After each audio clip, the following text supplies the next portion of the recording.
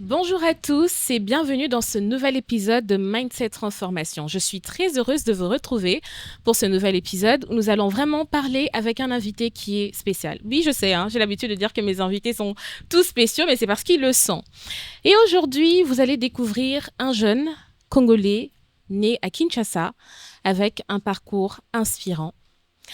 Et ce parcours-là, je suis sûre qu'il va vraiment vous motiver et vous permettre de comprendre beaucoup de choses par rapport à la saisie, mais surtout à la création des opportunités. Mon invité d'aujourd'hui est CEO de Canary Meubles, mais aussi il a un parcours professionnel très intéressant et très pertinent. Vous allez le découvrir au cours de cette émission. Mon invité s'appelle Fernand Matadi, à qui je dis bonjour. Bonjour Madame Priscilla. Alors, comment tu vas? Ouais, je me porte très très bien. Aujourd'hui, je ne vais pas dire comme un arabe aux États-Unis, mais ça va. Ok, parce que souvent quand je te demande comment tu vas, tu me Ouais. donnes toutes sortes de réponses arabes aux États-Unis. Mais c'est quoi cette réplique déjà? Bon, c'est une habitude que j'ai eu à avoir dans la vie d'un entrepreneur. La plupart des fois, on se rend compte à des situations un peu compliquées. Chaque jour, c'est une aventure nouvelle pour nous. Mhm. Donc, suite à ça, Et les Arabes aux États-Unis, ils sont comment en fait? Parce que cette réponse-là, moi, je m'étais posé beaucoup de ils sont questions. marginalisés, pour être franc. Ah, Ils souffrent ok. un peu parce que tu sais, quand tu es un arabe, on s'est dit que voilà, tu as une bombe, Ouais, tu es je vois. sûrement un Et trafiquant, c'est un un peu terroriste partout et tout, voilà. aussi. Et un entrepreneur, c'est ça, quand tu parles à quelqu'un, il s'est dit que souvent tu veux lui faire le poche. Tu veux lui Hmm. vendre un produit qu'il ne veut pas forcément, du coup, Ouais. voilà un peu. Ok, et heureusement que tu n'as pas attrapé la folie. Tu Ah es ouais, là pour le podcast. ouais. Vous découvrirez un peu plus tard pourquoi j'ai dit ça, parce que hier on a discuté et tu m'as dit que tu étais à deux doigts d'attraper la folie. Effectivement, ouais, Ah ben, c'est mais heureusement, la folie attendra mercredi. peut-être, peut-être. Non, que ça ne vienne pas. Donc vraiment, comme je disais, je suis très heureuse de te recevoir pour ce podcast. Certainement, les gens ne te connaissent pas forcément. Alors, est-ce que tu peux te présenter, dire qui tu es, ce que tu fais? Ouais, moi je m'appelle Fernand Matadi Isaac, je suis entrepreneur. Je dirais que si je dois essayer de me présenter en mieux, je suis né un certain le 14 septembre d'une certaine année. Je Ah, vais ok. essayer de rester un peu mystérieux suite à ça. Mais attends, t'as moins de 30 ans, hein? Peut-être. Ah, mais comment? Non, j'ai moins C'est de oui ou 30 c'est... ans. Ah, ok, Voilà. d'accord. Donc, je suis né d'une famille dont maman, elle est commerçante, papa, c'est un fonctionnaire de l'État, Hmm. avec 7 enfants, dont je suis le deuxième. Donc, l'aîné Oh. chez les garçons. J'ai grandi à Delvaux. Mhm, J'ai fait mes études primaires à l'EP1 Bobocoli mhm, avec mes professeurs et tout. J'ai fait mes études secondaires à l'Institut Bobocoli. J'ai fait mes études techniques à l'Itigombe, où je suis d'ailleurs diplômé depuis 2018 mhm. en électronique industrielle. Donc voilà, c'est un peu qui je suis, ce que je fais. Excusez, ce que je fais en ce moment. D'accord. Donc, Alors, quand j'ai discuté avec toi, j'ai eu oui, le temps de discuter avec toi, tu m'as parlé de beaucoup d'aspects sur toi qui sont très importants et ok, que j'ai trouvé très pertinents.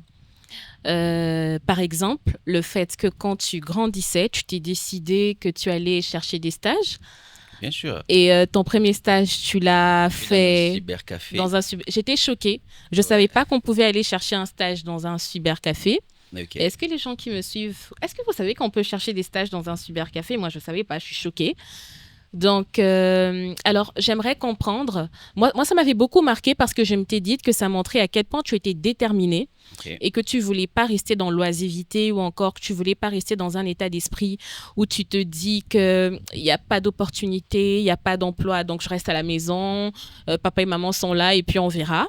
Mais tu Ok. t'es levé et tu es allé chercher l'opportunité. Je veux comprendre quel est le... Est-ce qu'il y a une circonstance dans ton enfance qui a forgé en toi cette dynamique, en fait? Oui, effectivement. Si je vais essayer de pouvoir être un peu plus clair et précis, surtout dans le détail, ce qui a fait ce que j'en arrive à ce moment-là, c'est parce que dès l'enfance, l'environnement où j'ai grandi, il y a le frère de mon père qui est commerçant, papa modeste, qui faisait le commerce des huiles de palme. Il les prenait au Grand Bandundu, le maïs des fois au Congo central, il venait vendre à Kinshasa ici. Et ma grand-mère, côté maman, elle est également commerçante. Elle avait une boucherie et tout. Vous voyez, j'ai grandi dans un environnement où je le voyais faire des va-et-vient à Kinshasa, ça, compter des billets d'argent et tout. Vous voyez, j'étais un peu attiré par ce monde-là. Contrairement à papa qui avait une vie assez classique, où il se réveille le matin, il part au boulot, il rentre à 16 heures, il vous fouette un peu. Donc, c'était un peu ça. Donc, des bases, j'ai grandi à cette envie-là. Je me disais toujours à ma maman, quand j'étais très petit, que moi, un jour, quand je grandirai, je serai un homme d'affaires. Mhm. Sans précision, dire, sans objectif précis. Pour dire Ok. que voilà, je serai juste un homme d'affaires. Puis voilà, je suis allé à l'école. Là, c'est quand tu étais encore au Quand, primaire? au primaire, oui. Ok. Je suis allé à l'école et puis, oui, voilà. Mais cet esprit-là me trottait chaque instant. Je commençais avec des petites économies. Je voulais toujours être un homme d'affaires, genre faire du business comme je voyais mes grands-parents et le Mhm. frère de mon père qui le faisaient. Alors, j'ai commencé, je me rappelle, j'étais en quatrième primaire. Je me rappelle à l'époque, il y avait un problème à la maison, on avait un réchaud de pétrole. Et de nature, j'aime pas comment on voit. Et ma maman, chaque instant, c'était seulement, ah, Fernand, va m'acheter le pétrole au coin de l'avenue, là, c'est quoi, 300 francs, je crois, la Mhm. petite canette et tout. Et j'allais souvent le faire, ça devenait un dérangement pour moi. Et à un moment, je me suis dit, voilà, si un jour, j'allais acheter moi-même le petit bidon, là, de 1 litre, j'ai commencé à les revendre à maman. Tu vois, j'aurais des petites marges supplémentaires et autres. Ah ouais? Ça a commencé par là. Je me En rappelle, quatrième primaire? en quatrième primaire, je me rappelle très bien, crois avoir fait, je crois, 2 semaines d'épargne. J'ai épargné, à l'époque, c'était à 900 francs. J'ai épargné à peu près 100 francs, 100 francs, 50 francs, 100 francs, jusqu'à ce que Donc, j'ai acheté. je veux comprendre, à chaque fois qu'on t'envoyait Oui, acheter le pétrole, oui. toi, tu épargnais de l'argent. Non, non, non. Ok. J'ai épargné mon argent de poche à l'école. Je Oh. donne la collation pour manger à la récréation. C'était J'épargnais. combien à peu près? À l'époque, c'était vraiment modeste, hein, entre 200 francs par jour. Attends, tu avais 200 francs pour aller à l'école, Oui. mais tu épargnais 50 francs. Francs, 50, ça variait. Ok. Ça dépend parce que quand, généralement, ma maman, elle avait l'habitude de me donner des collations dans le sac. Des Mhm. petits gâteaux, des petites friandises et autres. Si ce jour-là, j'ai tellement faim, je n'économise pas. Ok. Mais si j'ai pas faim, 100 francs, je les garde. Et c'est ainsi que j'ai acheté les premiers litres de pétrole. Je me rappelle, c'était la station essence de Delvaux, puisque moi, je suis un enfant natif de Delvaux. Et quand je l'ai acheté, je l'ai ramené à la maison. Comme ma mère voulait m'envoyer acheter le pétrole, je prenais carrément une boîte de pétrole, je la lui revendais. En gardant les bénéfices pour moi. Et Elle était après, au courant. elle l'a su quelques semaines après. Comment elle a réagi? Ouais, Permets-moi de faire un saut. en fait, ouais, les moments africains, excusez-moi de tirer une balle sur elle. C'était une occasion Bah, pour elle. vas-y. Commencer à prêter petit à petit chez moi. Genre, ah, je Ah, prends, je je vais payer vois. après. Et puis voilà. Mais moi, je pensais qu'elle avait réagi en mode ah, mais pourquoi donc tu m'as roulé? C'est toi-même Non, qui je me l'ai pas vendais. roulé. Au contraire, je l'ai facilité la tâche. Il y avait ces fois où tu iras chercher du pétrole, ils sont en pénurie. Mhm. Et à cet âge-là, on ne nous autorisait pas d'aller à l'UPEN ou faire des courses nous-mêmes, en fait. Mhm. On devait rester carrément dans le cocon familial et tout. Ok. Donc là, je lui ai rendu un petit service. Également, le voisin qui voulait acheter du pétrole, ça a commencé comme ça. Mhm. Et après, voilà, dans chaque chose, quand tu es enfant, que tu n'es pas bien encadré, ça bêtise toujours. Je commençais à plus m'intéresser à l'argent par rapport à l'école. Ok. C'est là où papa commence à me redresser petit à petit. Il s'est réveillé un bon matin, il me dit que tu arrêtes avec ça. Les vacances, vu que j'économisais toujours, j'ai commencé à prendre goût à faire de l'argent. Avec le pétrole, j'ai commencé à vendre les forfaits. À l'époque, c'était des petites cartes là qu'on grattait Des comme cartes, ça. ouais, je me Cartes rappelle. prépayées. Je me rassis, je me trompe pas. c'était Toujours pour en ça. primaire. Toujours en primaire. Eh bien. Ça coûtait, je crois, 4500 pour avoir, je crois, pour 100 unités, des choses comme ça, de 25-25, là, les Mhm. cartes. Vodacom, Mhm. Orange, Tigo et autres.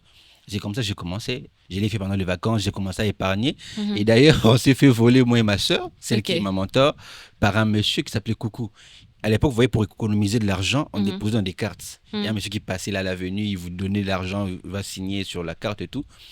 Tout ce que j'ai pu réunir, c'était dans des 100 000 francs et quelques, tous les vacances, les 3 mois de congé qu'on a là en primaire. J'ai vendu du À l'époque, pétrole, c'était beaucoup d'argent, 100 000 francs. beaucoup d'argent. Et tu as pu réunir ça. Bien sûr, parce que c'est pas que ça que je faisais. Ok. Ma maman, elle m'aidait à faire le yaourt, vous voyez les jus, jolis jus. Oui, je me rappelle. On faisait dans des sachets là et Ouais, tout. ouais, ouais. Puisque quand j'étais jeune, j'allais jouer au foot. À l'école de foot, j'allais jouer pendant la pause. Vous voyez, quand il fait chaud là, pendant la saison sèche, vers 12h, 13h, on avait soif. Mhm. Et pour ça, ma maman faisait pour moi le petit jus là, avec joli jus qu'on a acheté à 500 francs, je crois, à l'époque. Mhm. On mélange avec des lots, 1 litre de jus, on met dans des sachets, on met dans Et puis, vous vendez. le congélateur, et puis on va vendre. Mhm. Du coup, et ça, je ne dépense presque rien, pas de loyer, pas de charge à l'époque. Il n'y Ouais. avait presque pas de distraction par le ballon de foot. Mhm. Vous voyez un peu, j'ai vraiment pu économiser. Et puis voilà, mais j'avais toujours ces penchants-là de tout négliger, de me focaliser sur le business. Sur l'argent, à l'époque, c'était encore pas l'entrepreneuriat, c'était juste l'argent comme ça. Et mon père a toujours été là pour me conseiller, pour me dire que voilà, tu négliges trop les études, c'est important. Ça ne te servira à rien d'avoir tout cet argent si tu n'as pas les capacités pour pouvoir les gérer. Ouais. Pour moi, je me disais, en primaire, je sais lire, écrire, je pensais que c'était déjà suffisant. C'était là où j'ai eu ce mindset-là pour me dire que voilà, personnellement, l'université n'est pas vraiment important tant que je connais les bases. Néanmoins, j'ai toujours été respectueux de mes parents. Je continue les études avec l'orientation de mon père. Je suis allé à l'ITI Gombe, j'ai appris l'électronique industrielle. De base, je voulais devenir aviateur. Ok. Parce qu'en grandissant, vous voyez, nous sommes encore jeunes. Je voulais être homme d'affaires, j'ai grandi, j'ai vu d'autres circonstances. J'aimais beaucoup la guerre et tout. J'ai dit, voilà, je vais devenir pilote de chasse. Et en grandissant, aller à l'ITI Gombe, j'ai commencé un peu à me familiariser avec ce nouveau monde de la robotique, la programmation. Donc, tout ce que je faisais, puisque j'ai eu cet esprit-là depuis l'enfance, j'ai cherché à les rentabiliser. Je me voyais mal d'aller à l'ITI Gombe, d'apprendre à réparer des téléphones, me limiter à là. Avoir des petites main-d'œuvre de 2000 francs à l'époque, c'était presque insignifiant, avec le transport et tout. Donc, ça m'est trotté un peu la tête, ça me dérangeait vraiment. Puis est venu l'élément ultime, c'est quand tu arrêtes de travailler pour ton propre compte, tu dépends maintenant de la collation des papas. À l'époque, c'est quoi? C'est de 2000 francs par jour. Tu vois, ta vie, elle baisse un peu, tu vois. Tu as déjà pris ce goût-là. Et le motif où les parents donnaient de l'argent en Afrique, c'est plus quand tu pars à l'école. Exactement. En vacances, tu oublies carrément, c'est mort. Et moi, quand j'ai pris mon diplôme en 2018, c'était là le coup de foudre. Donc, je me suis retrouvé face à comment je pourrais le dire? Un chômage. Je sais pas, le chômage, ça c'est une crise incroyable. Pas d'argent, tu vas aller demander de l'argent pour quelle raison? Tu as déjà pris ton diplôme et tout. Et c'est là que ça a commencé un peu à changer. Le monde a changé, les contextes ont changé. Je ne peux pas aller revendre le pétrole, encore moins ouvrir une cabine, vous voyez. Je ne savais pas quoi faire. Du coup, je me suis dit, bon, vu que je suis diplômé, je vais commencer à aller chercher du travail. Je vais aller frapper à gauche, à droite. Et là, je profite pour me venger des items, services et bêtises. On a déposé des CV, on n'a jamais été rappelé, limite même pas reçu. Pour vous dire ça que tire à balles réelles, hein? Bien sûr, c'est dur la vie. Ok, ouais. Donc voilà, je suis allé déposer mes CV et je n'ai jamais été répondu. Oh. Mais par chance, je me rappelle plus du nom. Il y avait une dame, elle était à la réception chez ITM Service qui m'avait donné un précis conseil pour me dire, dans ton CV, il y a quoi? Je lui ai écrit que voilà, je suis diplômé en électronique industrielle et l'ITI Gombe, parce qu'à l'ITI Gombe, ça pèse quand même à Kinshasa. Et puis, c'est tout. Il m'a dit, et tu cherches quel poste?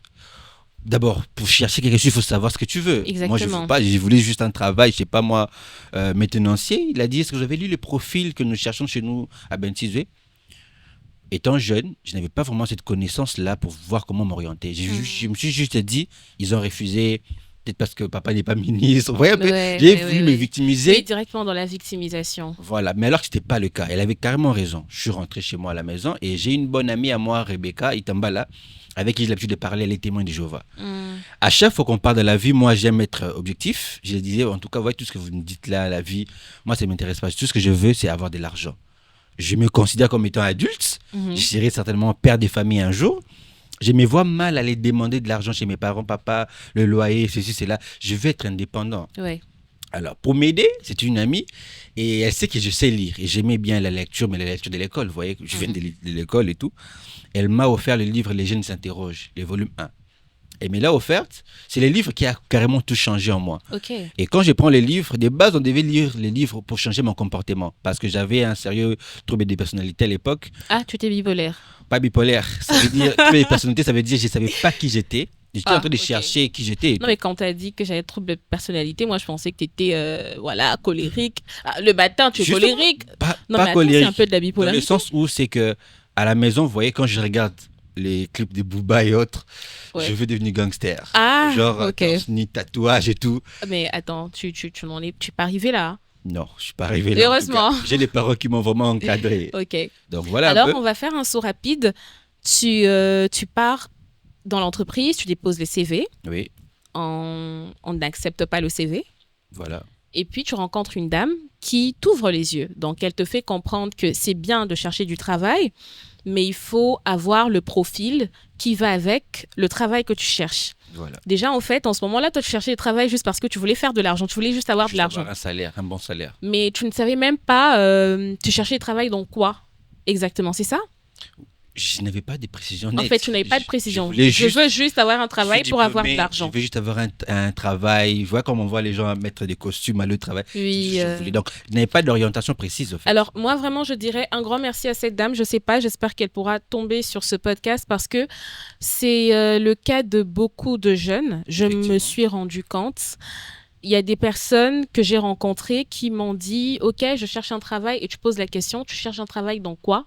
Dans tout, dans tout. Et tu comprends que la personne veut juste avoir de l'argent. C'est pas forcément le travail, mais c'est de l'argent. Alors que le conseil qu'elle t'a donné, c'est vraiment précieux. Chercher travail, OK, mais il faut avoir le profil qui va avec. Ok. Alors là, tu comprends ça, tu parles avec ton amie, elle te donne le jeune s'interroge. Et tu Voilà. dis que c'est ça qui a tout changé.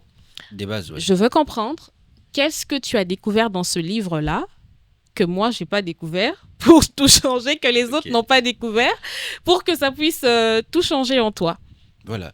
En fait, ce que j'ai découvert dans ces livres, pour tout dire en vrai, de base, c'était pas censé qu'on parle pour le travail. On voulait Ouais. d'abord faire un travail sur la personne que j'étais. Donc, c'était si tu t'en souviens, c'était quoi Oui. l'intitulé du livre?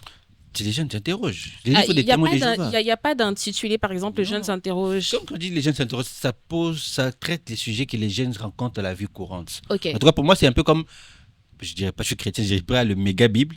C'est le bon guide pour un jeune qui veut commencer la vie, qui puisse mieux s'orienter. Ça traite surtout les crises de colère, comment gérer de l'argent, comment trouver de l'argent. OK. C'est ce qui m'a ouvert la porte. Ben, bravo. Donc, Bravo, témoin de Jéhovah. Bravo. voilà. OK. disons, Donc, qu'est-ce que tu découvres dans le livre? Comment ça se passe? ouais, dans les livres, on a commencé à traiter un sujet particulier, les relations familiales d'abord, parce que Ok. c'était la base. C'est pas intéressant de grandir dans une famille où tout le monde se plaint de toi, c'est toujours toi le méchant, le violent, t'as des C'est pas frappes et tout, intéressant, pas c'est vrai. intéressant.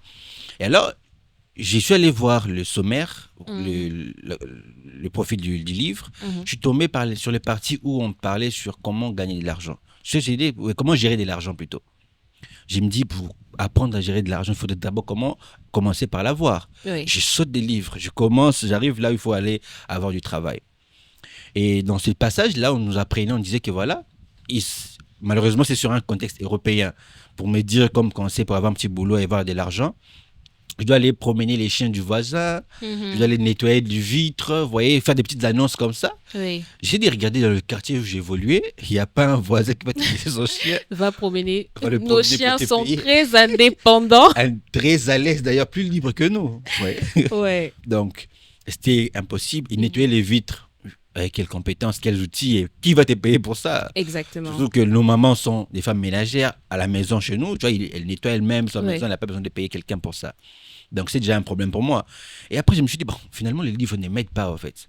Et là, ma collègue m'a fait savoir, mon ami, elle m'a dit, si tu lis les livres pour avoir ce que toi tu veux, tu vas pas aboutir. Suis la formation continue du livre. Lis les livres pour apprendre Mhm. des choses et tu verras que ça va beaucoup t'aider. Mhm. Tu vas mieux t'orienter. J'ai repris les livres à la lecture normale.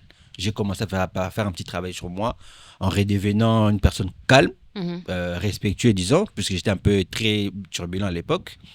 Et après, je suis allé reprendre la partie pour trouver du travail, avoir de l'argent plutôt. Mhm. On me fait savoir qu'on m'a fait un exercice simple, de prendre une feuille de papier duplicateur, je l'ai mis à côté, 2 feuilles avec un stylo. Oui. La première feuille, on m'a demandé d'écrire ce que je voulais. Mhm. Vous voyez, déjà là, c'était déjà le premier problème que je me suis concentré. Qu'est-ce que je voulais? Je n'avais pas d'objectif fixe. Je voulais Ok. juste avoir un travail, je voulais être un pilote. En même temps, Booba.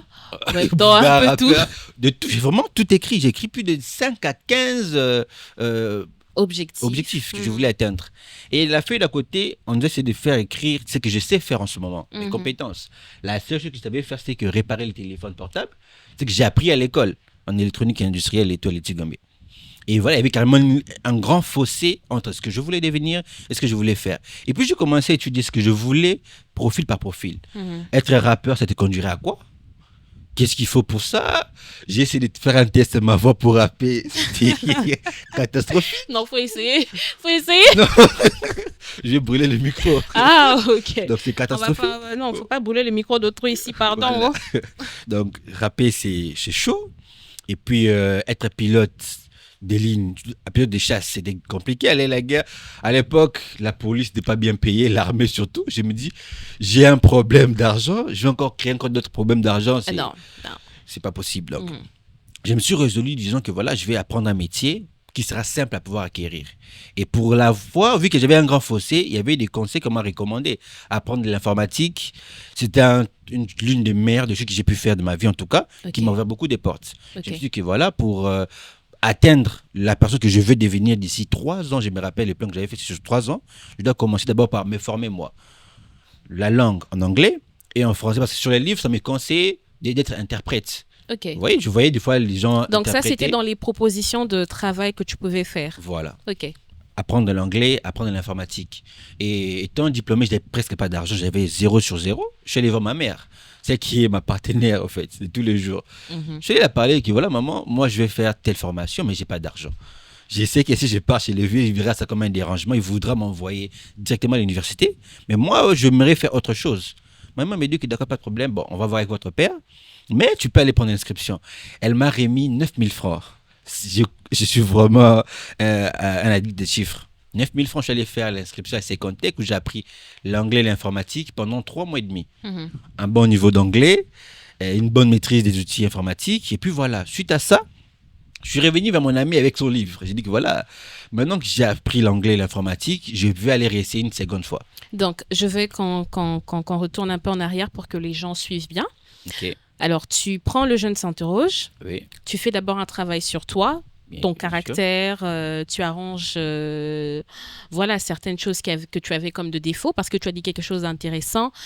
C'est pas intéressant d'être toujours le fauteur de troubles dans la famille. Voilà. Ok, à toutes les personnes qui suivent ce podcast, qui veulent réussir, qui veulent exceller, retenez cette leçon, ce n'est pas intéressant d'être toujours le fauteur de troubles, que ce soit au travail, que ce soit à l'université, c'est toujours toi le problématique. Donc, tu as des bons résultats, mais tu es problématique. Non, c'est pas intéressant. C'est pas du tout intéressant. Alors, travaillez sur vous. Alors, après ça, tu listes tes objectifs, Voilà. tout ce que tu voulais. Tu listes vraiment tout, tu y vas en freestyle. Tu mets ça, tout, Tout tout ce qui mélangé. t'est passé Ok, par la tête. Ensuite, tu vas faire un travail de filtrage. voilà. Tu vas filtrer, OK. Est-ce que ça, c'est disponible? Non. Est-ce que ça, je peux? Non, non, non. Et jusqu'à ce que tu te resous à apprendre l'anglais Ok. et puis l'informatique, c'est ça. Informatique, c'est ça, oui. Alors, comment ça se passe après? Bon, je suis allé voir ma collègue et puis je lui ai fait savoir que voilà, j'ai appris l'informatique et l'anglais, c'est quoi la suite? Elle m'a fait savoir que c'est pas moi, t'es donné, t'es dit ce que tu dois faire. Tu es adulte, tu sais ce que tu veux. Tu as commencé à lire les livres, vas-y jusqu'au bout. Je rentre, je me dis que voilà, j'ai appris l'informatique et l'anglais. La dame qui m'avait fait savoir que voilà, il faudrait d'abord savoir ce que je cherche et ce que je vaux. J'essaie de voir, de refaire le même exercice une deuxième fois. Cette fois-ci, je ne suis pas parti de ce que je voulais, mais de ce que je peux faire et de ce qui est possible à ce que je sais faire. J'ai encore repris mes 2 papiers duplicateur. J'essaie de réécrire encore mes compétences. J'ai mis réparation des téléphones, appareils électroniques, disons. J'ai mis l'anglais et l'informatique bureautique. OK. Du coup, là, il y avait des ouvertures qui s'est offertes à moi. Je pouvais devenir assistant de direction, je peux devenir opérateur de saisie, il y en avait toute une panoplie. Suite à quoi, j'ai encore repris encore mon courage, j'ai refait mes CV pour aller revendre encore ces entreprises. Je suis même allé jusqu'à Bras Congo, RTL, partout. Et t'as vraiment frappé dans toutes les portes. Je suis déterminé, moi. Donc, je Ça, voulais c'est vraiment bien. atteindre cet objectif-là. Malheureusement, je n'ai pas été répondu. On ne m'a pas répondu. Oui. Suite à quoi, je suis rentré, je me disais, qu'est-ce que je vais essayer de faire là? Parce que la galère, ça en est de trop. Je n'ai pas d'argent, je dépends que des mamans. Je vais être indépendant. Mm. Et puis voilà, il y avait ma petite sœur qui était à l'école. On avait donné un devoir de botanique. On devait le faire à la maison. Je n'ai pas un ordinateur portable. Je monte à l'UPN, au cybercafé, pour aller faire pour lui la saisie. Je monte. C'est là que je vois, ah, mais j'ai appris à faire l'informatique. Et ici, ils ont des opérateurs de saisie qui travaillent et tout. Et ça peut être une petite ouverture pour moi pour essayer. Ouais. Je voulais juste avoir de l'argent à ce moment-là. J'entre, mais j'étais trop timide à l'époque. J'avais honte. Même là où j'allais déposer mes CV, Ah ouais, tu j'avais étais honte. timide? Très timide. Mais on dirait pas, hein. Regarder une personne droit dans les yeux comme ça. Ah ouais? Ce livre m'a transformé, honnêtement. Attends, tu as fait des exercices pour travailler ta timidité Ma timidité, j'ai travaillé après. après. Tu peux donner 2 astuces qui t'ont aidé à travailler sur ça? Bon, c'était. Ça, c'est comme ça, on sautait un peu. Oui. Donc, C'est vraiment une parenthèse qu'on va ouvrir. Voilà. J'ai des amis entrepreneurs. Vous voyez. Oui. Moi, je suis quelqu'un qui est très observateur. Je voyais des filles, je me dis, ah, si cette fille-ci peut parler devant 15-10 personnes, alors moi. Si ce gars peut parler devant 10, 30 personnes, et alors moi, du coup, qu'est-ce que je peux essayer de faire? Il y avait ma sœur aînée, Merveille, qui m'avait conseillé, me dire que voilà, si tu veux parler devant les gens, peu importe lequel, va dans la chambre, dans le miroir. Tu t'entraînes avec toi-même. Ok. Fais comme si tu parlais avec toi. Ok. Et quand tu t'y habitues, tu te sentiras plus à l'aise à parler avec les gens sans stress. C'est comme ça que j'ai commencé. J'entrais à la toilette, j'ai traîné en tout cas. Tu restes là, je me parle à moi, voilà, je cherche un travail. Tu te poses des questions. C'est comme si tu es dans une conversation directe avec une personne en face de toi, tu vois. Mais la personne en question, ce n'est que toi. Du coup, je me sens à l'aise avec moi et je sais ce que je veux quand je suis en face de vous. Bah, je me sens à l'aise, je parle parce que je sais que je parle, c'est logique. Donc, voilà un peu. Et donc, ok, merci pour ces astuces. Donc, s'entraîner avec soi-même. Et puis, moi, je retiens aussi bien s'entourer quand même. Voilà. Parce que tu as vu des personnes qui étaient capables de faire ce que toi, tu ne pouvais pas faire. Voilà. Et ça t'a motivé. Et donc, on continue, vu qu'on court après le temps. D'accord. On arrive au moment où tu te rends compte que dans le cybercafé, il y avait une opportunité de travail. Voilà, C'est ça. C'est ça.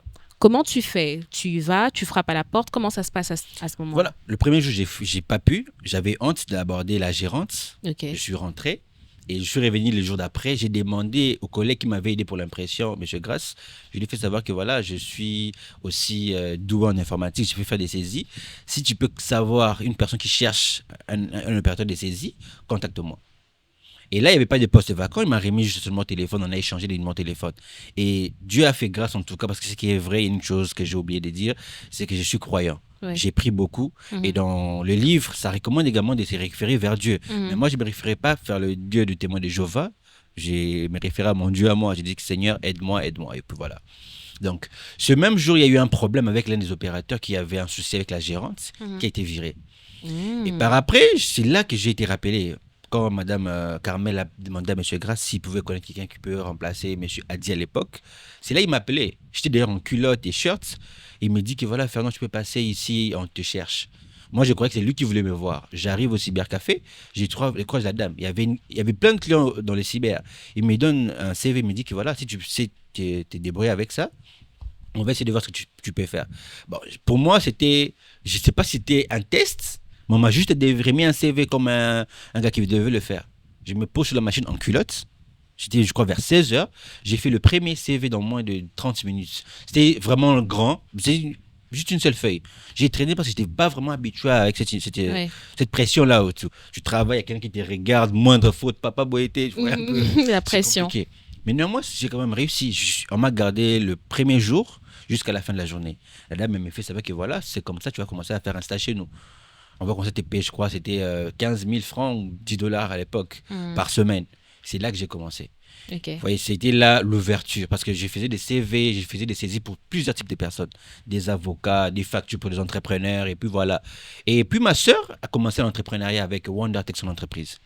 C'est elle qui commençait un peu à me bouger. Je me disais, ah, c'est une femme. Je me comparais souvent à ma sœur. C'est une femme, elle entreprend. Comment tu fais? C'est ma sœur à la maison parle de tout et de rien. Du fait savoir comment tu fais pour un entrepreneuriat.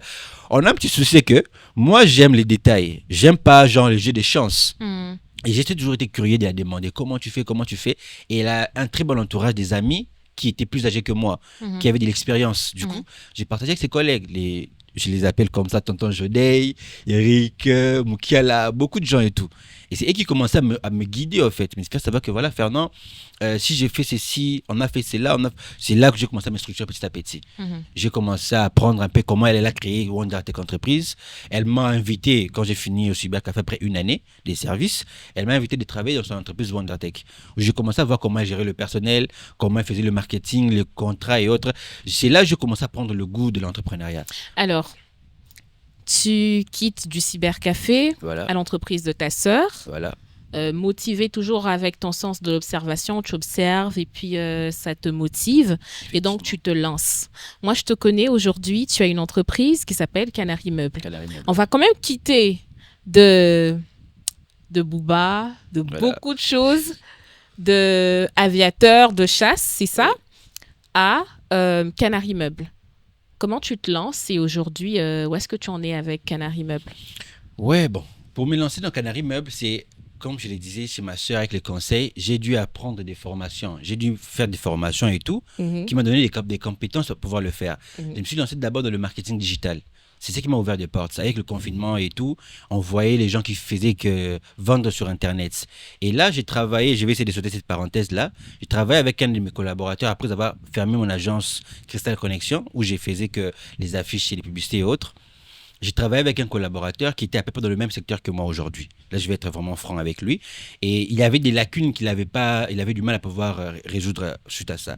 Et moi, vu que je n'avais pas d'argent de base pour le lancer, suite aux formations que j'ai apprises récemment avec les conseils de ma sœur sur le marketing digital et autres, j'ai lancé Dream Empire. C'était pas Canary, c'était Dream Empire en ligne. Juste une photo prise sur Pinterest. J'ai modifié les numéros de téléphone et autres. J'ai lancé sur Internet. C'est comme ça que j'ai commencé Canary. Avec la première vente, à savoir, je me suis d'abord formé avant de me lancer comme ça. La première vente, j'ai perçu un acompte d'une dame. Tout est répertorié jusqu'à ces jours. C'est là que j'ai commencé mon entrepreneuriat, juste avec un téléphone. Un prêt de 2000 francs, parce que je n'ai pas d'argent encore une fois, de 2000 francs pour acheter le forfait. Le téléphone, LG offert par ma soeur. C'était ça mon fonds de départ. Okay. J'ai boosté la première fois, j'ai pris le deuxième client, le troisième client. Parce que j'étais formé avant, que j'ai su savoir comment budgétiser tout ça. Je me dis que voilà, dans 3 mois, je vais avoir un bureau. Dans 4 mois, je vais avoir ceci, je vais faire cela. Et pour faire mes meubles, vu que je n'avais pas un atelier, j'avais un atelier partenaire. Okay. J'ai signé avec un artisan de la place qui, moi, quand je prends la commande chez un client sur Internet, je veux le voir, lui, il les fabrique pour moi. Okay. Le client me paye un acompte pour fabriquer le meuble et le solde de restant, c'est ça mon bénéfice. Okay. Donc voilà. Et donc, tu commences, ça fait combien de temps que tu as créé Canary Meubles? Ça fait 3 ans.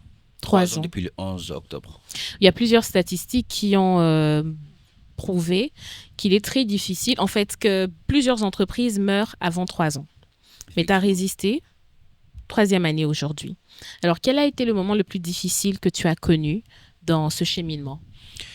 Disons que c'était d'abord le manque de financement, chose qui est générale pour tout le monde. Ouais. Mais pour moi, ce n'était pas vraiment le financement, le problème, c'était les compétences. Okay. Qui me manquaient et tout. C'est ça le plus dur. Qui te manquait toi-même? Qui me manquait de moi-même. Okay. Pourquoi? Parce que, vous savez, Canary Meubles, j'ai quitté, je rappelle, les 2000 francs et un téléphone portable. Aujourd'hui, je ne vais pas abuser. Si je tiens compte de la valeur nette des Canaries en ce qui concerne le loyer, le matériel, je suis dans les 5700 à peu près dollars net. Sans que je puisse avoir $1000 d'une personne extérieure. Okay. C'est de manière nette. Ce qui m'a posé problème, c'est que j'ai fait un chiffre d'affaires de $27 000 en 2023. Okay. Comptabilisé par un salon de 500, de 700, de 800. Mais tu ne sais pas comment gérer de l'argent. C'est ça le plus grand problème. Okay. Du coup, tu dépenses plus que ce que tu n'en gagnes. C'était ça le plus grand problème, c'est que je n'avais pas de compétences requises pour savoir gérer une entreprise, gérer les finances, gérer le personnel. C'est planifié. Vous voyez, il y a une théorie de ce qu'on apprend, on voit sur la télé et ce qui est sur le terrain. On se disait qu'avoir un business planning, c'est le plus important pour une entreprise. On oublie qu'il y a des feuilles de route. Il faut structurer pourquoi tu mets ton canapé à $500. Toutes ces choses sont des formations que je devais faire au préalable, mais que j'ai appris à mes dépens. Okay. Résultat, j'ai eu des remboursements des clients, des problèmes de qualité, non-respect des délais. Il y a eu tout un tas de problèmes comme ça que j'ai rencontrés tous les jours et qui étaient des motivations pour moi de pouvoir arrêter. Ouais. Tu te réveilles, tu t'imagines, tu n'as pas de fonds de départ, je me rappelle. Un client te donne $350 pour faire un meuble qui est à 500. Seul de restant de 150. Tu prends le 350, tu vas aller voir un menuisier de la place qui te fait le meuble. Et le meuble a un problème de qualité. Ouais. La mousse, elle n'est pas forte, le bois, ça bouge un peu. Et tu livres, on te rembourse, on te dit qu'on te retourne le canapé à l'atelier. Tu fais comment? Ouais. Tu vas le vendre à qui? Alors, tu as connu toutes ces choses qui pouvaient faire en sorte que tu puisses tout abandonner. Voilà. Mais qu'est-ce qui t'a aidé à tenir? D'abord, c'est Dieu. Parce que j'ai prié beaucoup et j'ai ma sœur qui m'aidait beaucoup dans des conseils, qui à chaque fois qui me dit quand tu as un problème, sache-le, tu as la solution. Il n'y a pas un problème qui peut venir sans solution. Si il y a un problème, il n'y a pas de solution, c'est que ce n'est pas un problème. Okay. Donc, et la meilleure des solutions que j'ai pu avoir, c'est de me former. C'est même que ça. Oui. Chaque problème, je me dis que c'est le problème des finances. Ok, je vais aller à tel centre de formation, j'apprends la gestion d'entreprise. Je suis allé à Orange Corners où j'ai été incubé. J'ai appris à Orange Corners. J'ai appris des amis entrepreneurs à qui j'ai changé souvent. Jules Bimanis, par exemple, j'ai demandé à mon cher comment tu as fait ton entreprise pour gérer les finances. C'est eux qui m'ont le plus appris. Donc, la plus grosse richesse que j'ai eue de mes proches, c'est les formations. Okay. En général, surtout la comptabilité, gestion d'entreprise, gestion des risques. Et puis voilà. C'est ce qui m'a aidé à pouvoir surmonter chaque étape. Parce qu'à chaque fois que je tombais, ma soeur et mes parents sont toujours là. tu lui en parles, elle me dit revois ta façon de faire les choses, revois ta façon de réfléchir. Ça a toujours été ça. Alors, en 3 ans d'existence de Canary Meuble, Ouais. quelle a été ta plus grande réussite, ta plus grande satisfaction en termes de chiffres? C'était quand j'ai fait 27 000 $ de chiffre d'affaires. OK. Au C'était bout d'une année? au bout d'une année, oui. Wow. À compter du 1er janvier au 31 décembre. J'ai fait 27. C'est le plus grand chiffre d'affaires que je m'imaginais même pas. OK. De base, sur le business planning, j'avais mis 100 000 $. Mais sur le terrain, c'était différent. Mais 27 000 quand même pour une entreprise qui est aussi jeune, qui Bravo. surtout n'a même pas eu $1 de financement. Ouais, C'est pas rien. ouais, c'est pas rien. C'est pas rien. Et ton parcours, il est très inspirant, il est très pertinent. Il y a beaucoup à dire, hein, c'est une vraie masterclass. Voilà. Mais donc ce podcast est en train de toucher à sa fin. Alors moi, j'aimerais que tu donnes des leçons que tu as Ok. apprises aux jeunes qui sont issus de notre communauté, c'est-à-dire qui sont à Kinshasa, ils sont en RDC. On connaît le contexte. Hein. Dans ce podcast, je le dis souvent, il n'y a pas d'emploi, les opportunités, tout ça, tout ça. Mais toi, tu as eu ce parcours, tu as trouvé du travail, tu as gravi les échelons et aujourd'hui, tu as une entreprise qui fait du chiffre. Quelles sont les leçons que tu as appris dans ton parcours que tu peux donner comme conseil aux jeunes qui regardent ce podcast? Ok. Bon, comme conseil, pour être franc, je ne vais pas faire comme les autres. Je vais essayer d'être un peu, comme je vous dis au début, sans filtre. OK. D'abord, il faut se dire que rien n'est impossible. Mhm. Pas seulement dans le parler, mais dans les actions. Sachez une chose, que tous ceux qui ont réussi ont eu à faire des sacrifices. Et le plus important, c'est de faire des sacrifices en vous formant. Investissez d'abord en vous. Ne soyez pas pressés d'avoir des financements, des programmes. Sacrifiez-vous votre temps avec les formations. Commencez par là. Apprenez à vous former. Apprenez à travailler d'abord sur votre propre personne. Et le reste viendra après. Ouais. Ça ne fera qu'à suivre. Le plus important, on ne peut pas faire 1000 chemins. Sacrifiez-vous. Sachez que c'est pas parce que papa n'est pas ministre, c'est pas parce que tu n'es pas dans de bonnes conditions, tu n'as peut-être pas étudié, que tu peux rien faire. Non. De là où tu es, tu peux ne pas jamais, t'as jamais posé ton, excusez-moi le terme, j'allais dire, t'as jamais été sur le banc de l'école, mais avec des formations de cité, tu peux t'en sortir. Mhm. Donc, ne te laisse pas intimider par les autres. Prends ton courage en main, va te former. Il y a des centres qui dépensent 500 francs la journée. Apprends un métier. Et puis voilà, le reste viendra après. Tu n'auras pas besoin de souffrir d'être moi aujourd'hui. Donc, sans licence, voilà Ouais. là où j'en suis. Ouais. Donc, Et félicitations pour ce parcours. On espère que bientôt tu seras le Ingvar Kamprad, donc Ikea de mieux l'Afrique. qu'IKEA. Mieux qu'Ikea. Mieux Ah, les qu'IKEA. ambitions Parce que sont là, fortes. déjà, Dieu m'a fait grâce. Cette année, ici, j'ai inauguré un nouveau bâtiment pour l'atelier. Oh, Et d'ici félicitations. début de novembre, c'est le showroom qu'on va attaquer à GG Mart. Bravo. Donc. On a hâte. Et on va te recevoir encore. Hein, Bien sûr, quand tu j'aimerais auras bien même qu'on accompli fasse tout une ça. visite guidée là-bas, ce serait un peu plus Ben, intéressant. pourquoi pas. Pourquoi pas. Donc. Ok, Fernand, je suis vraiment ravie de t'avoir reçu sur ce podcast. Ça a été très riche. Et donc, je te souhaite plein succès pour ton entreprise. Merci.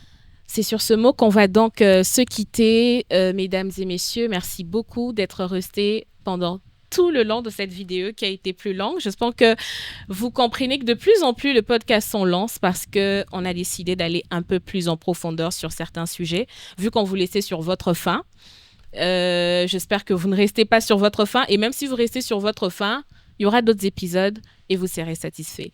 Donc, merci d'avoir suivi cet épisode. Restez connectés parce que le meilleur est à venir. À très bientôt.